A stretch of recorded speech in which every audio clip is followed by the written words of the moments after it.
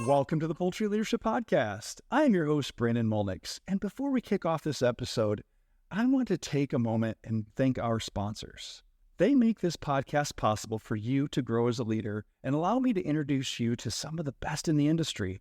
What's so great about Prism Controls is their passion for bettering the industry and helping farmers be more productive. You are important to the poultry industry. You may question that from time to time, but you being here, listening to a podcast, are helping yourself grow, and you're helping yourself become a better version of yourself. And by doing all of that, you are providing better leadership. What that does for the industry is powerful. You're helping others. You're helping others on your team. You're helping your customers. And so all of that is so important because that helps make farmers more productive. So thank you, Prism Controls, for your investment to our listeners. Now, on to today's guest. Before I introduce our guest, this episode is a follow-up to episode 14, where I interviewed Chloe Kleinheinz and we discussed in-ovo-sexing. That's a topic that I didn't think was really going to get too many questions, but man, there were a lot of questions raised. And so I really wanted to take a deep dive into this topic. And because of the great listeners, I was able to get connected with Silvin Faulstich of Respeggt Group, who is the business development manager. So I invited Silvin on the show to understand this topic in greater detail. Silvin is not from this side of the pond, so you might recognize a little accent in his voice, which is absolutely fun. Silvin's a great guy. I've been able to connect with him at many events, and so, man, the fact that we've been able to talk and get to know each other and then bring that energy to the show, it's incredible. Silvin, welcome to the show. Well, thank you very much, Brendan. I'm very excited to be here. Thank you for having me. Very much looking forward to doing that deep dive you just mentioned.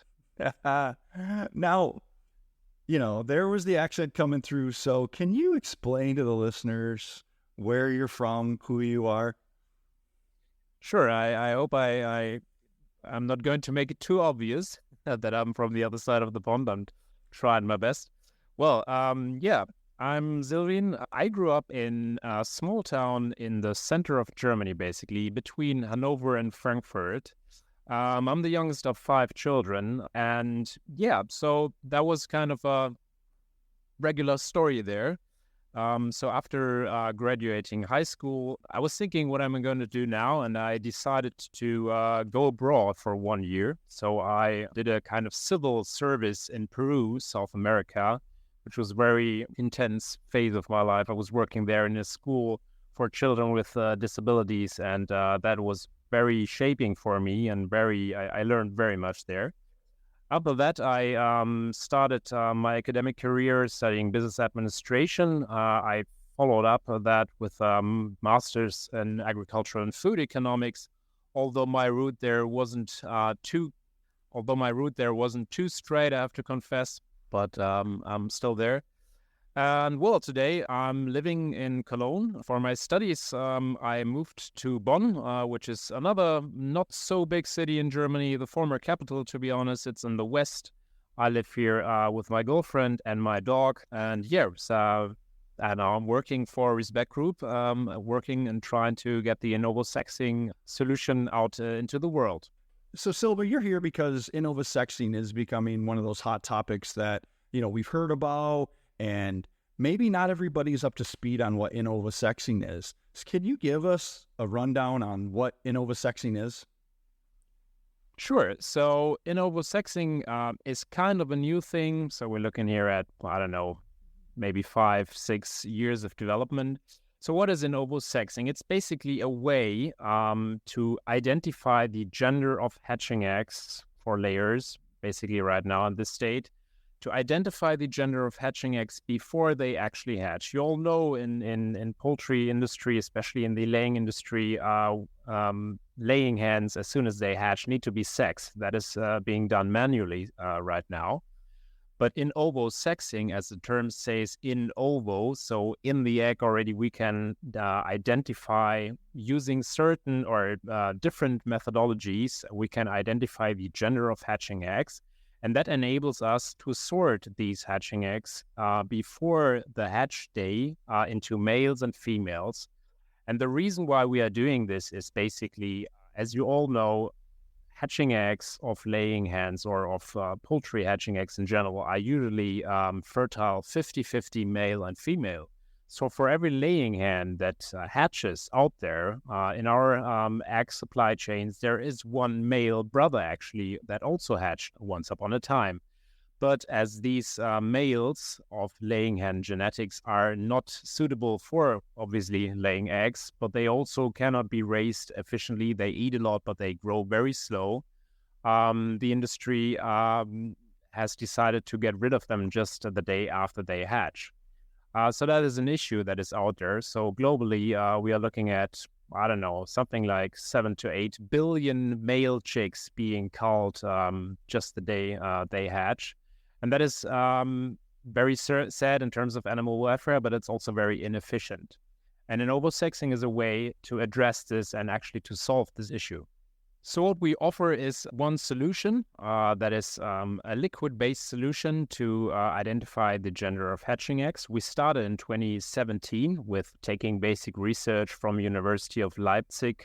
We founded a joint venture with a big German retailer and a Dutch incubation technology company, Respeggt Group. And the aim of this joint venture was to bring this basic research from a university level into a first commercially viable product and to make it market ready. And we achieved that in 2019. And this is when we had our own Respeggt ovosexing technology market ready and introduced it to the market. So we started with this German retailer. They rolled it out in their supermarkets.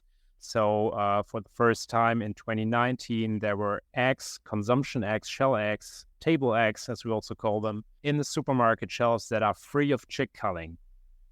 And what we bring to the market, our solution, is currently the earliest solution that is out there. We can analyze hatching eggs as early as day 8 to day 9, 10, 11, basically. We have accuracy in determining the gender of hatching eggs of above 99%. We're currently achieving 99.5%. And so that's pretty much it. There's many different approaches out there. Of only a few are market ready. So they all differ a little bit in terms of when they can be applied, in terms of throughput, in terms of accuracy. So what we offer with Respeggt is really the earliest and most accurate solution that is currently available on the market. Okay, Silvin, if I understood you correctly between this and what you brought to us about the basics, 7 to 8 billion male chicks in the layer markets are hatched in the current situation and within a day or two have to be culled, meaning taken out of the flock, so that way only the hens make it to the farms. Exactly. So this is all back in the hatcheries before the birds ever make it to the farm, correct? Exactly. That's exactly what happens. Maybe I can put this a little bit into perspective. So 8 or 7 billion is an abstract and a huge number. If we look at the US only having about 320 million laying hens there. So for these 220 million laying hens, you have 320 million laying hen brothers. So that is a bit a smaller number, but it's still incredibly huge. That is, when you put it in that perspective, it's very interesting and understandably why this is an issue. The amount of labor that goes into just sorting chicks, as well as the animal welfare issues of having to then cull these chicks so they live a day or two and realize, hey, you're a boy, boop, you're out of the industry because you eat too much and you grow too slow to actually be marketable in the industry as a broiler or some other use. That's incredible. That's like 50% waste from a hatchery's perspective. So when you're talking about what you're able to do and get those eggs from out, the birds never hatch. They never see the light of day. That's incredible, because what happens to those eggs that are culled? That's a very good question, and that's actually also a very important aspect of the work we are doing. So, I mean, moving the issue of killing or culling day-old chicks too earlier into the incubation process Some might criticize, well, you're still kind of taking the life of these eggs. But a very important thing here is to make it as early as possible and to make it before there is any brain activity possible in the egg. So that is really an advantage of, well, first, you mentioned it yourself, it's a waste, it's a huge amount of work involved in it. So when you apply an ovo-sexing to really make profit from all the advantages it delivers, it is very important also to make it as early as possible to really also benefit from this added animal welfare perspective of doing that before the brain activity in the egg gets started, actually. Is somebody marketing those eggs in a way that still utilizes them in some way? Fortunately, these eggs that we sort out after knowing their gender, they are not wasted. Right now, the way we work in Europe, for example, is that these eggs are being sorted out, but they are being collected by a company, and they are being processed into a high quality protein source. And that protein can be used in various products such as animal feed, aquaculture, for example. So it's a very high quality protein, and there's many ways of using it. And we really do not only get rid of wasting all these male chicks, but we also have a use for this sorted out male eggs. Well, that's value to the market for sure. How are you able to get this product into the market? Yeah, that's also a very good question. And that is another perspective of the issue that we addressed quite early when implementing a label for this free of chick culling eggs. So I understand it's a new technology, it's something else, it's a new thing for consumers, it's a new thing for producers, everyone. But well, progress always at some point needs to get uncomfortable and in order to make some development. So it is important to really, when using this technology, to really also educate everyone along the supply chain and finally also the consumers, because right now consumers might not be very aware of the issue, but as soon as you ask consumers and you educate them on what is going on, these 7 billion globally, and there's alternatives, they start becoming or getting interested, and there is actually a willingness to also reward this additional effort done by producers. So you are able, with using this technology and with communicating it, you are actually able to increase the value of the product.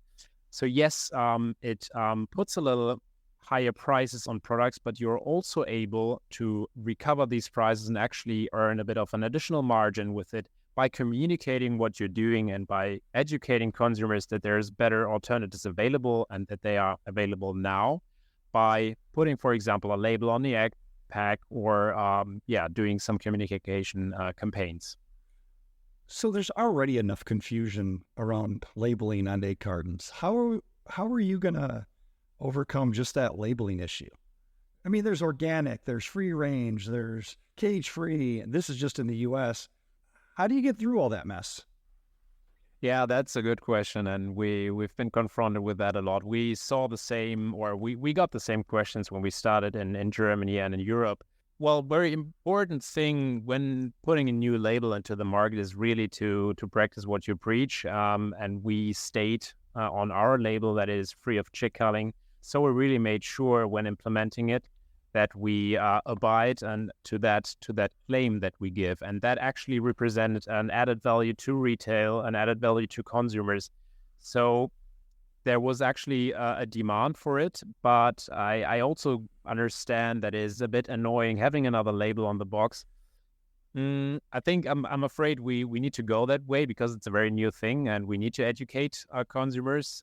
But there's a lot of certifying institutions already in the States also. So maybe there's different ways. I mean, every new market has its new challenges, new ways. So we also cannot just take what we started to do in Europe and Germany and ship it over to the US and do it all in the same way. We need to adjust to the market. So there's different ways to go. We could combine it with an existing label and by that reducing, for example, the load of new labels that are out there. So there's different ways to go, but I agree it is a challenge, and we have to hang in there and then kind of solve it the easiest possible way for everybody involved. We are completely aware of that. Now, I've heard that there's not enough capacity. There's not enough of these machines or this technology available to really make a difference, specifically in the U.S. market. But in Europe, you guys have gained some traction. I mean, can you talk about that capacity issue? Well, I think this is an issue for every new technology that is out there, right? You always need someone who's willing to pioneer in that, but this someone never would put up technology in the size that would cover directly the entire market. So the critical thing here is to find pioneers, find people who are willing to do so and to get started. It is also maybe good to not change the entire egg shell for consumers, right? To leave them a choice with their product they know, but adding a new one to it. So capacity sure is an issue, but even the way it started in Europe, it started in Germany, it wasn't the entire egg shell that has been changed at a time. It was increased bit by bit. So when looking at capacities, obviously also there is a challenge in terms of size. So if you compare European hatcheries to US hatcheries, there is an essential difference in size. But we are also on the market right now since 4 to 5 years, and we've been learning about how to adjust to these capacity requirements. So we are constantly improving and adjusting our equipment to just fit these different sizes. And that can be done by a modular approach, for example. We are currently developing an integrated, fully automated solution. But coming back to your question of capacities, well, especially looking at the US right now, we wouldn't be able to put up technology to cover the whole market. But there is certain egg products, certain egg categories that are very well suited to get started, and these capacities, these volumes can be realized already with the equipment that we have at hand. Germany, for example, the size has about the market size is about 45 million laying hens, and we are able to deliver just enough. Also, not the entire German market is completely free of chick-culling, as there is some regulatory exemptions or some categories don't want to do it. Legally, Germany has to be fully free of chick-culling, but it can be done either by using an oversexing technology or by raising males, which is, by the way, not a very efficient and economic way of getting rid of chick-culling. So in terms of capacity, it's a joint effort of all technologies that are currently out there. But getting started by educating maybe with one product first and then increasing it bit by bit, that can be done already. And these capacities are available now. And we are looking into getting started in the US with it as well. Now, I was doing some research for this interview, and I've started to see companies in the US specifically to being cull-free in certain areas of their product lines. And I see the free-range folks, where they have lower numbers. What percentage of the U.S. market, from your awareness, is saying they're going to be cull-free versus that are cull-free? Oh, that's a very good question. I'm not sure if I can put it into absolute numbers at this point. Fortunately, we see this development of first producers, especially coming from these high-value specialty categories, communicating and committing to laying their hands on the technology. But our goal, our mission of our company is really to make global egg supply chains free of chick-culling. So it's a bit of a stretch. I cannot tell you a percentage, but what I can tell you is that the technology and that the solution is suitable to not stop at only, let's say 10% of the market. We are currently developing our technology, and we are aiming at really changing the entire market into free of chick-culling.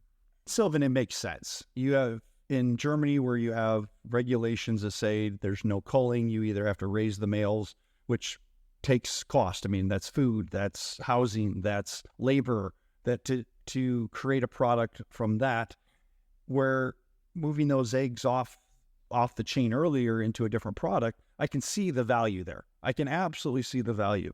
So when it comes to the farmer, the guy who has to buy the pullet, the chick, what is he going to notice in cost difference? I mean, you and I talked about this, and as we led up to this, that it really wasn't as big of a difference as I thought it was. And actually, there was a lot of return on investment value there. Can you speak to why would I want to buy that cull-free from that cull-free hatchery, so to speak?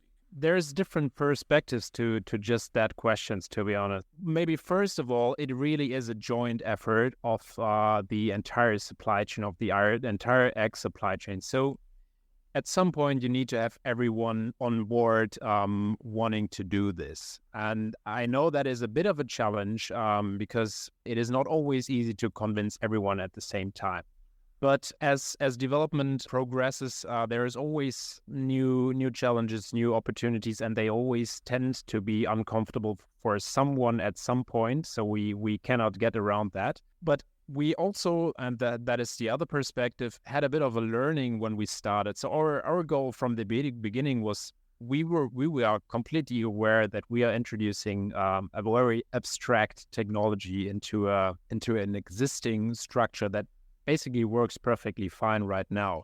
So our goal was to make the barrier to adopt this technology as low as possible. So we started with many different business models in the beginning. At the beginning, we were working with packing centers, basically invoicing per free of chick culling table egg to keep the risk as low as possible. So they really only had to pay for the eggs that they are able to actually sell in the supermarket. We then realized that farmers and packing centers and retailers were actually able to sell most of the eggs. So they themselves asked for switching the business model from a table egg unit to the laying hen, because by their own management, by how they have their cycles going on, they could actually have an influence on how to regain their investment. So we had all kinds of different business models out there. But now we are at the point where we decided, well, we really want to work with hatcheries because we want to leave the rest of the supply chain just as it is. And right now, if you would ask me that question, basically a farmer, a producer would just buy the same chick he did buy before. There is really difference in terms of whether this chick has been in ovo-sexed or not. But it brings me back to the joint effort of the entire supply chain. So since we are working now, we adjusted our business model to focus on hatcheries directly. So we have a contract with them, and they define prices into their supply chains. And by that, there's also an opportunity to make it as easy for everyone participating in the supply chain as possible, and to not add too much cost of it. But interesting thing also about it is everyone can profit a little bit. So hatcheries can put a small premium on their day-old chicks.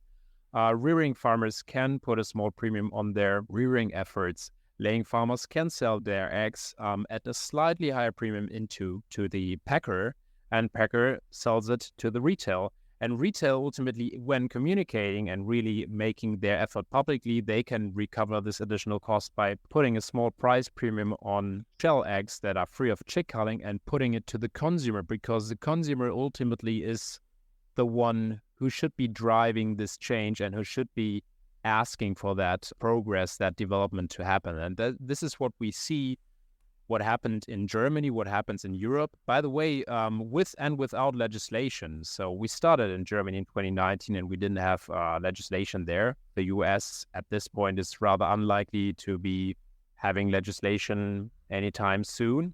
And this is also actually a good thing, leaving it up to the industry to adopt this technology. They know best how to implement new technology. And this is actually what we like to support also at this point. Hey, audience, we covered the topic from genetics. We've talked with layer farmers, but this is the first time that we've actually talked to somebody that's in the hatchery space, because it's so interesting to say, well, the genetic side really isn't going to change. There's nothing that's going to change there. So, and that's where a lot of the cost of the species and the birds, and as Silvin said it, farmer is still going to buy the same brand of chicks that he's getting before, but now they just have that, I'm going to call it, that little asterisk by their name, the fact that they're no longer culling. But if you look at it, you have that hatchery that's in between, and their job is to hatch eggs and then provide a pullet out into the market for the rearing farms. And so here's a technology that's going to make the market more sustainable, because you're actually reducing waste. You're reducing, if it's male culling and they have to raise the birds, all of the feed and everything that goes into it. Man, I've seen a lot of things that talk about sustainability, and this one product that you guys are, this technology that you're working on really does something for the market, really does something for the sustainability story of farms. And I can definitely understand why the farms that I see who have amazing sustainability programs are getting behind this technology and claiming to be cull-free by certain dates, because it really, honestly, it benefits the whole supply chain. And it has a great animal welfare story behind it. It's an incredible product, Silvin. You just mentioned the sustainability aspect of it, but it's also really an efficiency aspect. I mean, we were talking about the labor involved. So manual sexing, when starting to work in the US market, I realized there are some challenges actually to find skilled labor to do that. And that is going on actually globally. We see the same development happening in Europe. So having technology that can move this sexing work from post-hatch to pre-hatch is one thing, and especially with the accuracies we are able to achieve today, above 99%, we are competing with this manual sexing work. So that is also really a good thing in terms of efficiency. And it is also embedded in a kind of bigger development that is currently going on. I don't know if you heard about on-farm hatching, in-ovo sexing, in-ovo feeding. It looks like there is a tendency, at least on an academia level, on a research level, to move all this kind of chick handling from post-hatch to pre-hatch, which is it makes sense to do that if it works properly. So it is embedded in a general development that we are seeing going on right now, which is maybe having all of those different approaches working together might take a couple of years still, but we see this general development happening, and it is not only really looking at one topic at this point in ovo-sexing, but it is really looking into how can we improve egg supply chains from today into the future. And there will be some uncomfortable steps to take, pretty sure. But it also holds potential to really make the supply chains more efficient and fit for the future. Well, you said it in there when you talked about on-farm hatching. And just to explain that a little bit from my understanding, and you can correct me if I'm wrong, currently most chicks are hatched in a well-established hatchery. It's designed for the life of the bird from like 1 to 8 days after hatch, very, very young birds. And then that bird is moved, put in a truck and moved to the farm where it's supposed to grow. And in that period of time, there's a risk to those birds that they may not survive that trip onto the farm where they're going to be reared. And so I can see the efficiencies there, much healthier for the bird. But let's talk about if 50% of the eggs on farm hatching were males, now the farmer has to cull those birds versus the hatchery has to cull those birds. Where your technology steps in, it says, hey, I got a flat of 36 eggs. All 36 of them, percentage-wise, maybe 1 out of 3 or 4 flats is a male. Now I only have to worry about a few of them. Man, that really does bring it, because now you have a bird that's hatched on the farm, got those 8 days in the environment where probably they're going to grow up for a while, for at least the first 16 weeks. And there's such a reduction in loss of just the transport time. That really ties in that story really well of efficiency, sustainability, and also better life for the birds. Exactly. And well, now I'm not an expert on farm hatching, and luckily there's also different companies having technologies out there that really address that issue of transport losses and everything, early feeding and that kind of stuff. But as I said before, it is embedded in a bigger development picture, let's say, and it is a prerequisite to do that. That is one thing, but the good thing is also we do not have to look too far into the future. We can actually start using it right now, and also increasing efficiency in a hatchery, in a hatchery processes by using it right now. I feel pretty comfortable that our audience has an understanding and the value of this topic, and I'm welcoming them to reach out to you, Silvin, for more information about this technology. Let's dive into what's the hardest part of your job? Basically what we just discussed. So you really need to explain. There's a lot of tech involved. I mean, I don't know if you've seen the technology. We're going to bring it to IPP next year. We had it already at some trade fairs. So it's really a lot of robotics going on, computing technology, keeping track of every act throughout the process. We all manage that. Right now, we actually put together equipment, a machine that is as easy as plug and play. So you just put it into the hatchery. But as the topic is so new, for some people, you initially said it, sometimes we need to explain, first of all, why an oversexing, what's the reason for it, why doing it. So that is really a big challenge to explain that to someone and to then or come to the point that you actually show that is really easy to use. So that is one thing. And I'm also not too long into my position right now. So a tough challenge for me is as I'm have to attend a lot of conferences, a lot of trade fairs, and I don't know many people yet. So you really have to connect to people and to tell your story. So that's also sometimes a bit challenging, being the new guy standing around in the room and not having anyone to talk to. So you have to hang in there. But it's also a bit funny. So I kind of like that strange kind of feeling. It's always hard to be the new guy in the room. Absolutely.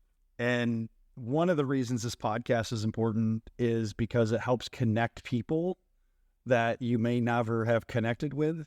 Maybe this is the connection that someone will say, hey, I heard Silva on the podcast and now I'm comfortable in going and talking to him just because it gave you a little FaceTime there. So it is one of the biggest challenges in the industry is just getting to know people, walking in the room, not feeling like a fake, first off, not feeling like you don't belong there, because this is the most welcoming industry I can ever imagine being part of. So if I can give you some advice as a newcomer to the industry, I mean, you've been around a little bit now and you're starting to get your own connections, is make sure you make a point to introduce other new people to your network. And I say that because when you're in a room and you've got maybe that new allied folk or that new farmer and you say, hey, who's someone in the industry that you want to meet? And maybe they're part of your network. Make that introduction for them. Help them out. As a leader, that's one of the things that you can do to really help your team is to make that introduction. As a leader in the industry, it's like the allied folk, from my perspective, they're a part of my greater team. They really are. Absolutely. So how can I help them in their development and introduce them to one person? So in this case, I'm introducing Silvin to the entire industry because I believe that, one, he's a great guy just from our conversations that we've had, but two, that the product can make a difference to the industry. Thank you for allowing me to introduce you to the industry there, Silvin. Thank you, Brennan. Very kind. All right. Now, you mentioned in your intro that got your master's degree. That didn't come easy for you, did it? It didn't, to be honest. So my career isn't exactly what you would call a straight line. So there's been some challenges along the way. And that is partly due to my own character type, I would say, and or probably 100%. Maybe I can go as far as that. So after having done this civil service in Peru, I came back and I was a bit puzzled what to do next. But I always had the idea of becoming an engineer because I knew developing stuff, technology that really interested me, but rather on a hands-on, do-it-myself level. So I started a bachelor program to become an engineer. And maybe I have to add that I wasn't too much of a very good student back in high school, to be honest. So I was able to graduate there without putting too much effort into it. And I thought when starting my bachelor career first that it could continue a bit like that. And I really had to learn the hard way that it's absolutely not the case. So that was one situation in my life where I really felt or experienced failure. Everyone alongside me, all my study colleagues were making progress, were understanding the subject, were passing their exams, and I was kind of falling behind. So that was a tough period in my life, and I I didn't know how to handle it first, as I further and further fall back and couldn't keep up with everyone. And that didn't feel good. But at some point, I realized there is no point in comparing myself to others. I really have to find my own pace. I really have to find the way how I can understand and make sense of what I'm doing. And this is when I decided to start over again. I decided to leave the engineer and get into business. So I started another career, business administration. Luckily, that was a program that was combined and had a big share of practical work. So I did my bachelor degree there, but at the same time, I was working at the German all-organic retailer. So I could actually gain hands-on experience on the floor, in supermarkets, in strategic units. And I really like this combination of theory and practical, theoretical and practical experience, because that puts things together and you can make sense of what you theoretically learn into practice. And that is what always motivates me to, there's a lot of theory out there, there's a lot of words out there, but at the end of the day, it really counts what is happening in front of you, around you, and this is where you can make a difference.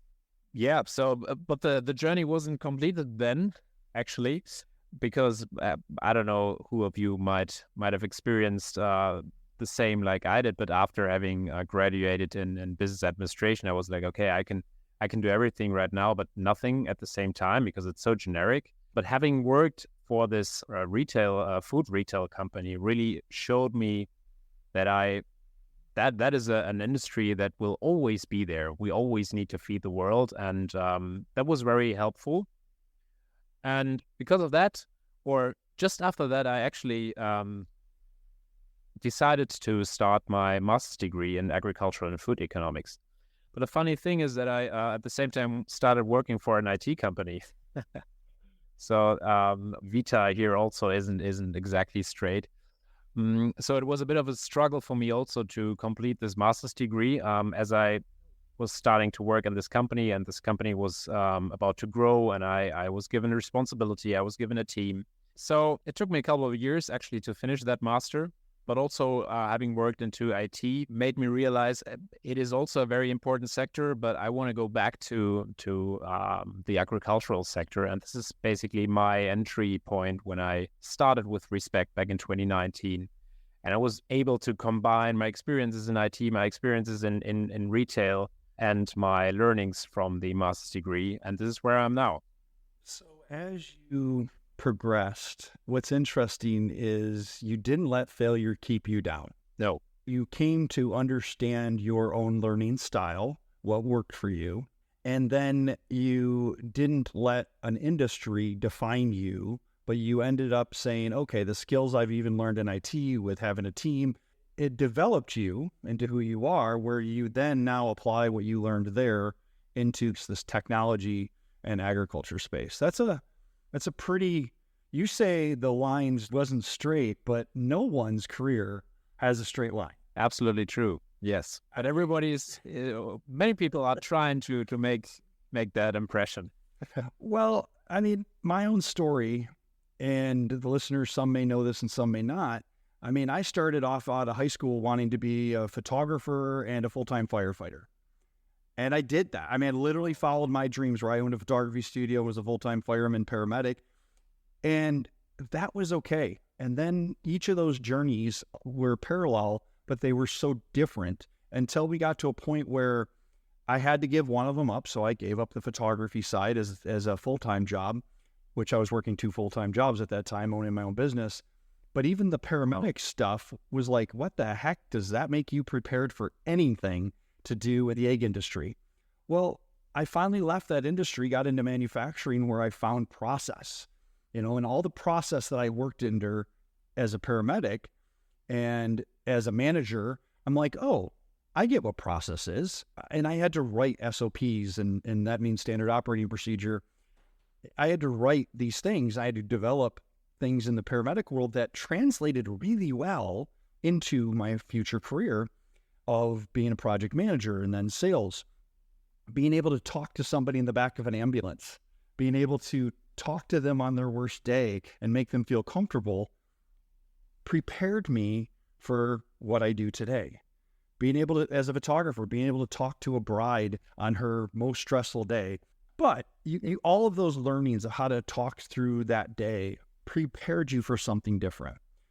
You failed. Yes. You failed. But guess what? You didn't fail at anything. You learned from that failure. You learned what you didn't want to do. And that's what's really important. Yeah, I actually had to fail this first time at least to realize that I cannot continue the way I'm doing stuff right now. So I really I needed this moment in my life to develop. So that is what I can tell everyone. Don't be afraid of. Well, it's hard to realize that, and I wasn't used to that because in this way it never happened to me, and I was like, oh, it's probably never going to happen to me. But then it happened, and I was like, okay, this is how it feels. But use it, and there's always, and if you can transform this failure into realizing, well, I cannot keep up with this pace, but I can find another pace, and then I can transform it into making it my own way. That really is powerful. Yeah, absolutely. Silvin, as you grew, you ended up with a master's degree, dude. That is applaudable. That is something that most people don't strive to do. Most people don't go to that higher level of education. Congratulations on getting that. And now, thank you. Having your degree, have you stopped learning? Have you stopped growing? I'm lastly I can say no. And also it took me a bit longer getting that degree. And I also don't want to stress too much on that degree, but one reason why it took me so long was that I was always focusing on what is going on around me. I told you this company I was working first with was very growing. There was a lot of opportunities. There was a lot of responsibility. And that was super interesting. That was super intriguing. And I could work there. I could actually support the development there. And there's always something besides an ideal way to go. There's also opportunities along the way, and they sometimes require you to take a reroute or take a deviation, let's say. And yes, it is also what was hard for me in this academic career, to be honest, is that with all this theoretical work, sometimes you're really making progress on a micro scale, and actually working in a growing company shows you a different kind of change on a day-to-day basis. So I kind of paused that micro steps in favor of doing something else. But and this is the way you learn. So there's different ways of learning. So you can do micro steps. You can be the theoretical guy. I'm a rather practical guy, so I like to be hands-on. And so this is also making this degree didn't bring me to the point where I was saying, I'm done now, I'm complete, I'm finished, I can do everything right now. No, it is just the starting point for a next chapter. And this is also why I took a bit more time to complete that, because there was a lot to learn along the way, and I didn't want to miss out on that opportunity. But it gives you a certain security also for the future. So I would absolutely recommend everyone having the opportunity doing this to complete it. It makes total sense. But you don't stop learning there. Fortunately, you do not. There is a lot to learn from there on. And I'm doing that on a daily basis. So some key takeaways, listeners, is one, the journey's not straight. The journey is what the journey is to help you grow to who you're going to become. So if you're at a spot in your career or a spot in your journey that you don't like, you have the opportunity to change that. Second, as a leader, your job is to understand how to make your people grow. One of that is understanding their learning style. You may have someone on your team that, man, I just wish they would learn this. But do you realize they may not have the drive to learn it themselves via YouTube, or their drive to learn it themselves by going back to college? It's your role as a leader to understand what's going to help them grow. Is it practical? Is it hands-on? Is it books? Is it YouTube? But to help them grow and to challenge them to grow, because what happens is there may be something that failure that they have in their learning that actually labels them. So in Silva's story, if he happened to say, man, I'm not good at college because I failed engineering class, he may never have gone back because he put that label on himself. What labels do your team have, or what ceilings have you put on your team that have discouraged them from learning? And so it's important that you find out their learning style and feed it. Truly grab a hold of what they do through meetings with them and learn, and study your team, study yourself. So that way you can understand maybe what labels you put on yourself or your team's labels, and then really help them grow in that. And third, never stop learning. Never. I'm not going to stop learning until I'm in the grave, because I love getting up in the morning, and I love recording these podcasts at 7 o'clock in the morning with my German friend here, because I learned something. And so it's so important to never stop learning, because if you think you know it all, you're missing out. And it can be from success in career, it can be politics, it can be religion, it could be people learn what they want to learn. What can you learn to actually bring value, to yourself and to your team, to your family, which ultimately brings value back to your purpose in life? So, Silvin, what is one thing that you're doing right now to help yourself grow into a better leader? So, what I'm doing is I compare what people say and what people do, and I try to verify it with the effect that it has in real life. So this is the way I learn. This is the way I learned when I was little, because I come from a simple upbringing, but I always wanted to grow beyond that. So I had to kind of find role models around me. But there is a lot of talking, and at some point, many people talk, and you realize after some time, well, they apparently seem to be knowing their stuff, but for some reason, their action and what they do has a negative impact on their surroundings. So that is why I always try to compare these two things and find kind of the truth in between. It's always in between. So this is really what I would advise everyone. Stay aware, listen carefully, but don't be afraid to compare the two things you see and hear, and measure them against their actual outcome. And by that, it kind of doesn't matter in which area you're in, or whether what tools you've been given. That always works. No, that's solid advice.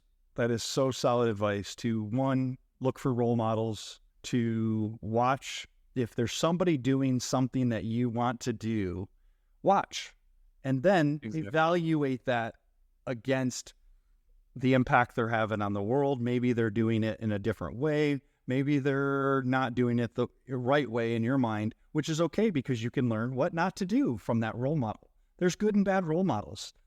Exactly. You shouldn't copy. You should watch and learn and make it your own way. Yeah, you said it great there. You're not trying to become them. You're literally just trying to learn from them and what they've done in their mistakes. And I think that's a challenge for anybody, for sure, is, look at those folks in your life that have overcome. Look at those folks that you've met. Ask people questions. I mean, anybody can be a role model. When we interview for this podcast, not everybody has that story that you would say is a heroic story. I overcome this great, crazy thing.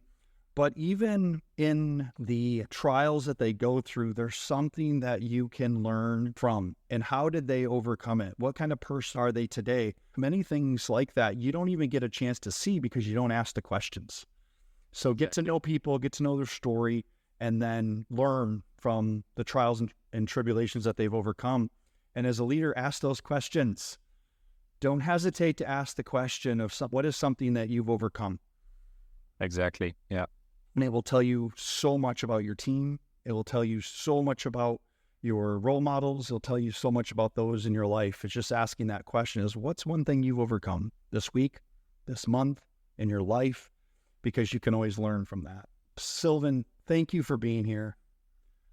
Thank you for sharing your story. Thank you for sharing about Innovasexing. Thank you for showing about Respeggt. It's a great company, great people over there with just a passion for utilizing technology to really make a significant difference in the industry. And that's hugely appreciated for what you guys are doing for farms and for farmers. Well, thank you for this opportunity. It's also very special for me. And Yeah, you just said it. It is really about passion, and that's one thing I can also share. It's be passionate about what you do, and then you kind of cannot fail. Yeah, I'm quite confident saying that we're working with a lot of passion on what we do currently. I'm working with a lot of passion. Thank you very much for this opportunity.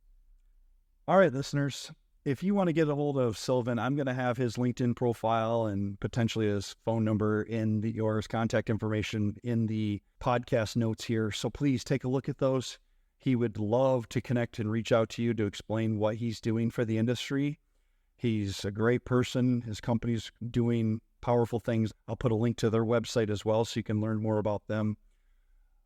But most importantly, listeners, please share this podcast with others. I ask you that every week, and I know that this podcast is growing. I get to see the numbers, but what I really like to see is I like to see people grow. And I may not see that. I may not see the growth that's happening from the seeds planted by this podcast, but I know that if you're willing to share this with your team, it just makes them have a valuable resource to connect with people like Silvin. And last but not least, I have to thank our sponsors again, Prism Controls. I don't like sounding like a commercial, but man, I just couldn't do it without them. They love the industry. Their passion is applying technology to make farms more productive and farmers more successful. And this is one of their primary ways of doing that, is just sharing great leaders with you, sharing those stories with you that we just don't get a lot of time to sit around at trade shows to do. And so Prism Controls believes in you. They want to see you grow. You can find out more information at prismcontrols.com. And the team just would love to talk to you more. So please reach out to them, and thank you. Have a great week. Look forward to talk to you in future episodes.